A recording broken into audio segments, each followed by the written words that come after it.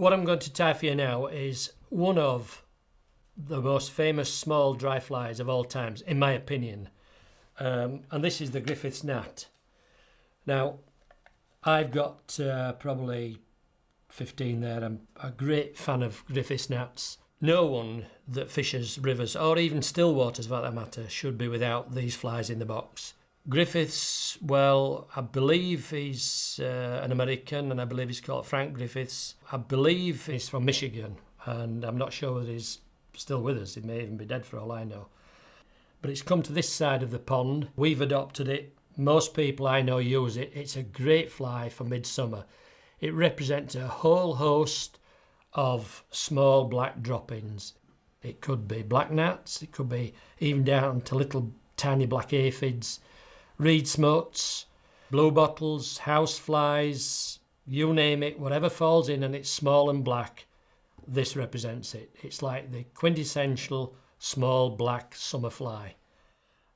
If you don't tie it and you've not tied it, you should do. We should tie it and try it. It's a brilliant fly. For river fishermen, you can't do without it. So, let's have a go. Partridge, by the way, have made a whole new range of hooks. This particular one I'm using is the Show Hold Upwing Dry. I like it because the actual spear, the actual point is long. Beautiful little hook. I do them on 14s down to 22s, even 24. So there's a 16. Now, all it uses is two materials. A nice dark grizzle hackle. I like the dark ones better than the light ones. So when I say dark, I mean lots of black bars close together rather than you get some where the black barring is spaced wide apart. I like these dense ones. This is a half cape. If you can't run to a full cape, a half cape's ample to get dozens and dozens of flies off. And of course, bog standard peacock herl. Take out two nice herls. For a 16 I use 2, if I was tying a 14 I'd use 3. So on with my tying thread. I'm using black power silk, but you could use any of your favourite threads as long as it's a fine one. Trap with your finger there, wrap forward and then just wrap obliquely with your finger pressure still on and come back, coming over the end that I've trapped, and hey presto, there we go, trapped in with no waste, and I don't have to pick my scissors up, so I've saved a bit of time. Next thing to go in is the peacock herl. I don't know if people have used the Griffiths in a big size, but they should do. There's no reason why you can't tie it big, although it is meant to be a gnat, obviously, which indicates a small fly. But you can tie it big, or for stillwater guys that fish these small still waters where you get buzzer hatches or small terrestrials dropping in, it would be okay on a still water. So it's a bit of a universal soldier, is this. Just lay those on, shorten your bobbin, trap the herl in, not really at the tip, just come part way up. 2 or 3 wraps is sufficient. Don't bother trimming off the waist yet. So now come to your cape, or as they call them in America, necks. Now this is a nice dark grizzle. There's lots of bars on this. Look at the length of that hackle there. So come to a hackle that's the right barbule length, and I check that by just holding it tight over the shank and just turning it like that. And I'm looking for something that's got a barbule of about 1.5 times the gape. And that's just about right. So, get my hackle in. Don't tie it in right down at the butt because they tend to be a little bit fluffy down there. Just come part way up and just trap that in. Now, to remove the herls, I just tweak them off. But don't try tweaking off the hackle. Snip that off.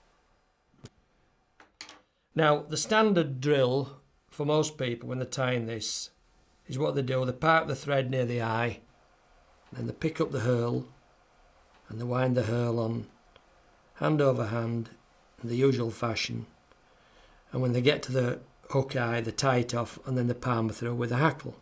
Nice fly, looks good, but unfortunately it has an Achilles heel, and that is the fly is not robust done like that.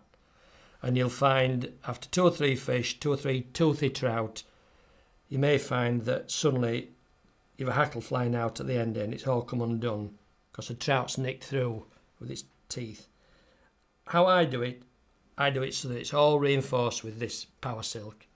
The method is as old as the hills, and if you want to find about the genesis of this, I suggest you read W.C. Stewart's Practical Angler, published in the mid-1800s. How he does his black spider is the same way he twists the starling hackle around the tying thread.